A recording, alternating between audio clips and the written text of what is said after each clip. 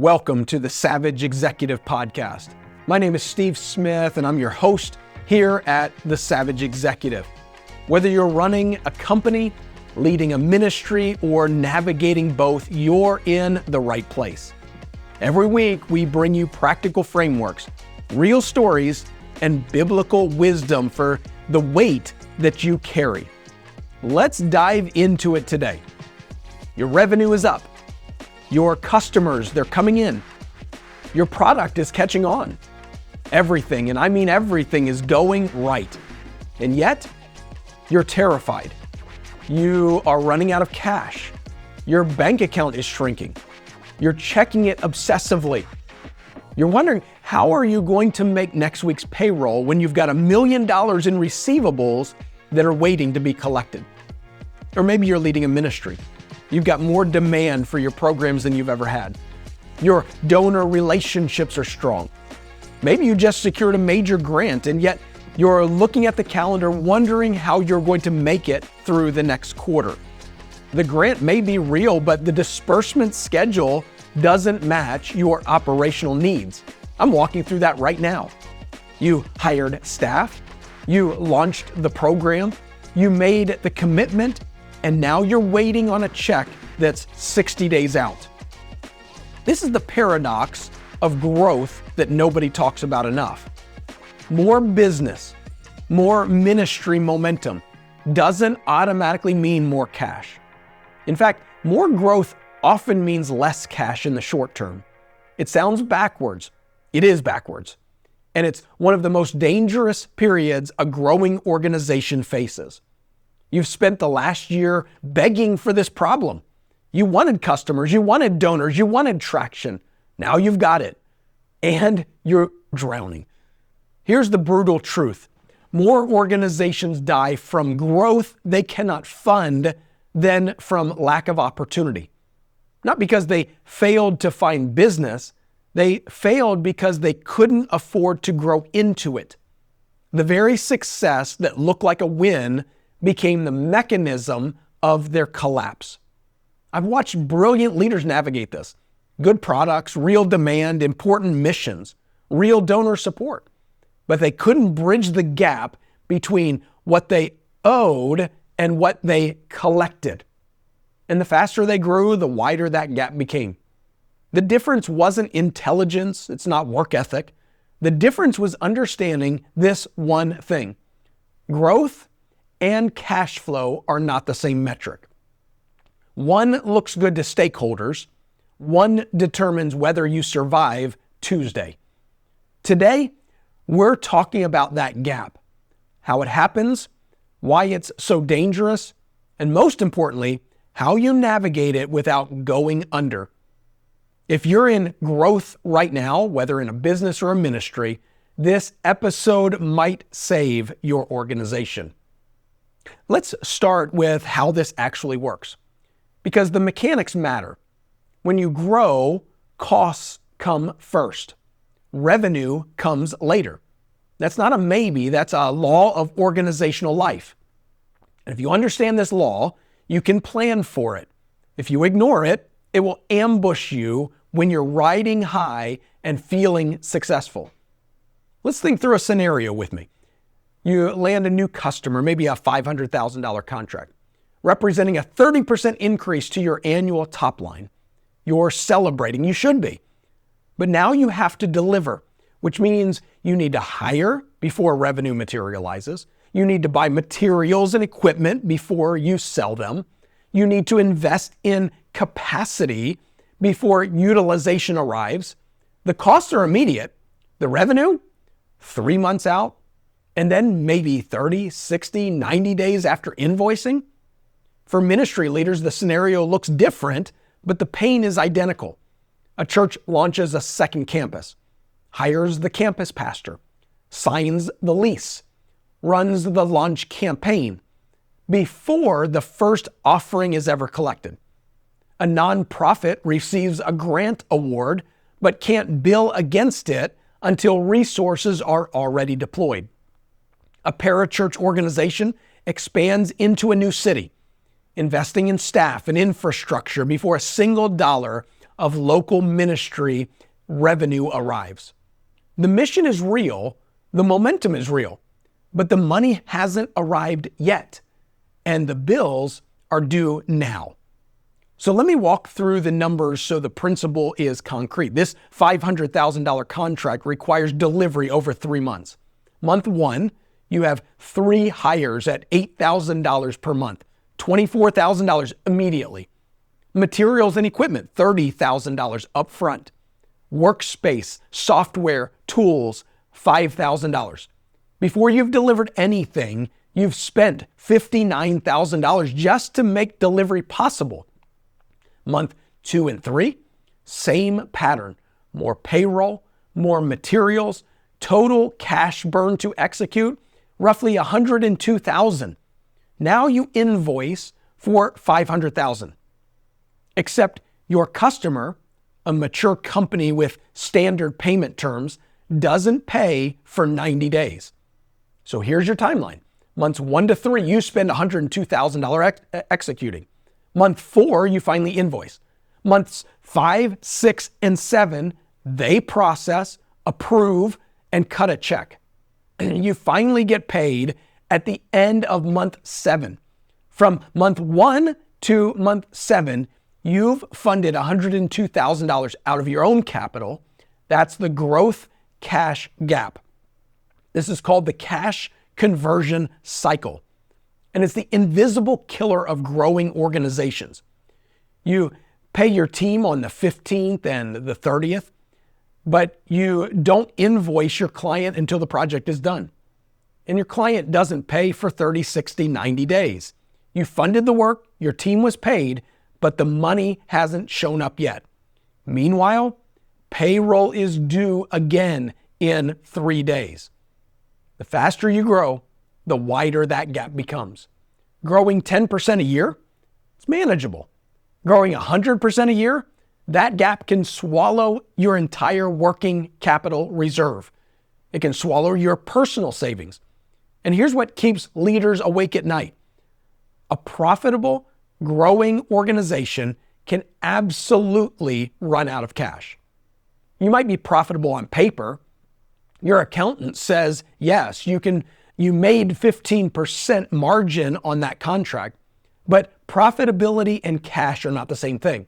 Profit is an accounting concept. Cash is reality. You can't make payroll with profit. Cash is the bloodstream of the organization. So how do you navigate this? Let's talk about 3 strategies very quickly. Strategy 1, you have to know your cash conversion cycle. This is foundational. You need to know with precision how many days pass between when you pay for something and when you paid for it. Days sales outstanding minus days payable outstanding equals your cash conversion cycle. For a construction company, this might be a 30-day gap. For a ministry running on grant funding, this could be 60 to 120 days. The time between deploying program resources and receiving reimbursement. For a nonprofit funded by major donors, it may be tied to annual giving cycles. The first step is knowing your actual number, not guessing, actually calculating it from your books. Pull your last 3 months of invoices or grant disbursements. What was the actual average time from billing to cash received? Average it out. Then look at vendor invoices and payroll. How long from commitment to payment? Once you know your actual number, you can plan around it. Post it somewhere you'll see it every day. Then strategy number 2, fund the gap intentionally. This is where most growing organizations stumble. They don't plan for the cash requirement. They just hope that it works out. When it doesn't, they scramble at high rates, they delay vendors, or have desperate conversations that could have been calm, strategic ones. The disciplined approach, before you scale, ask, where will the working capital come from? Do you have retained earnings or reserves? Do you need external capital? Your options include a bank line of credit established before you need it. a factoring arrangement for immediate liquidity, outside investment, creative vendor financing. For ministry leaders, it might be a bridge loan, or more importantly, a strategic reserve fund, or a pre-approved draw from your endowment. The worst time to arrange financing is when you're desperate. When you're already short, lenders smell it. Rates are higher, terms are worse, you have no leverage. Instead, when you're stable and looking ahead, you have a proactive conversation. We are planning to grow 50% this year. We'll need $200,000 in working capital. Can we establish a line of credit? That's a calm, confident, prepared conversation. You negotiate from strength. Strategy number 3, pace your growth. Counterintuitive when demand is high. Slowing down feels like leaving money or mission on the table. But sometimes the wisest decision is not to stop growing, but to pace it. To grow at the speed your cash flow supports, not the speed the market or the moment could support. You can stimulate demand with marketing and relationships. You can't print cash. So sometimes maturity means saying, we're going to turn down some business this quarter. We could take it, but our cash position doesn't support it. We're going to grow at a pace that doesn't threaten the organization.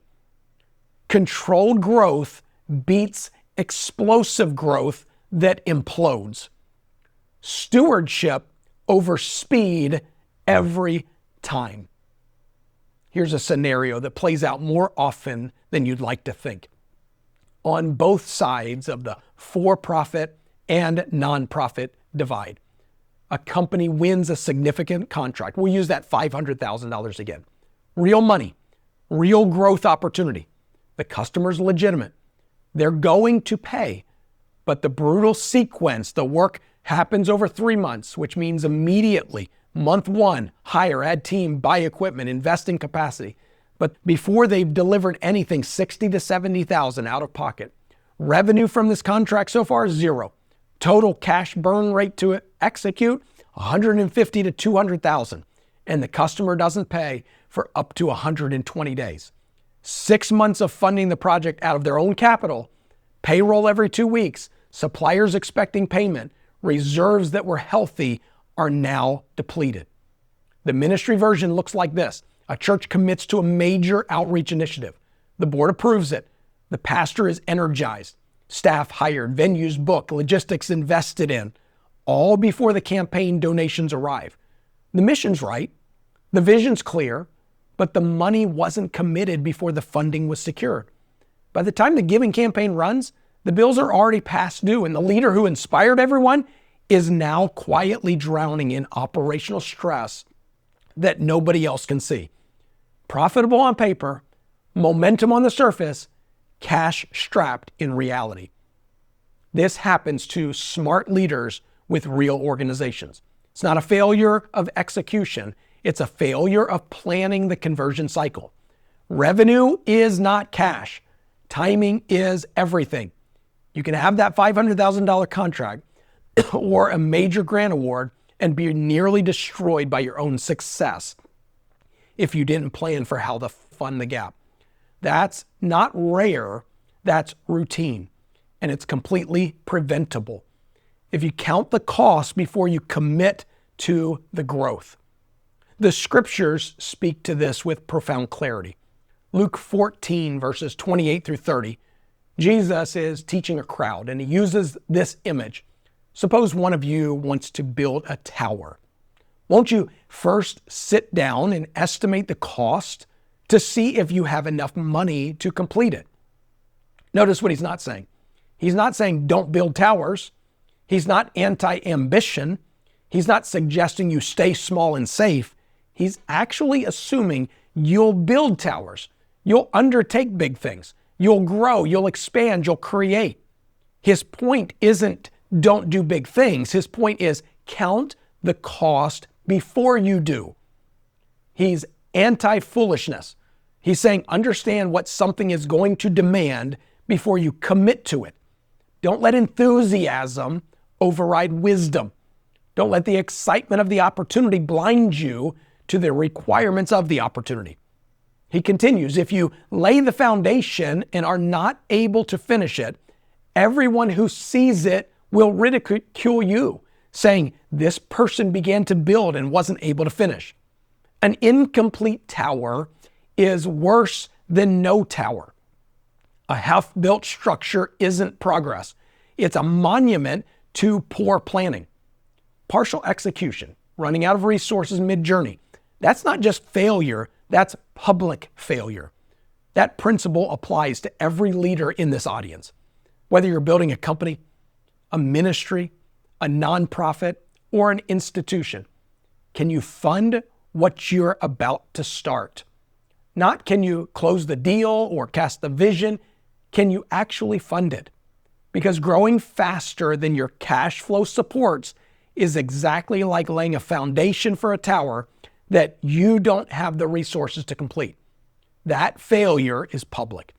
Your team sees it, your vendors see it, your congregation or clients see it, your family feels it. For those of us who follow Christ, stewardship is sacred. God has entrusted you with intellectual capital, relational capital, and financial capital. You're a steward, not an owner. Stewards are faithful with what they're given. Not reckless, not optimistic beyond wisdom, but faithful. And faithfulness means calculating the cost before you commit to paying it. Whether you're leading a $20 million company or a $5 million ministry budget, the math doesn't change. The stewardship principle doesn't change. Here's what you're going to do this week. Not next month, but this week. If you're in growth right now, this could be the difference between thriving and nearly collapsing. First, calculate your actual cash conversion cycle.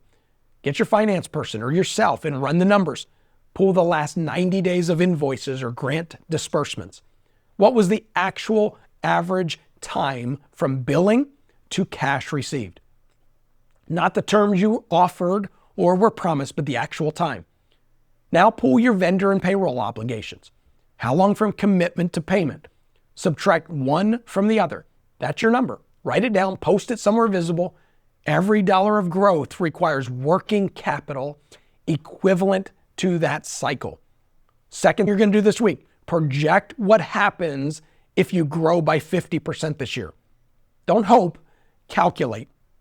Using your cash conversion cycle, figure out how much working capital you'll need at the new scale.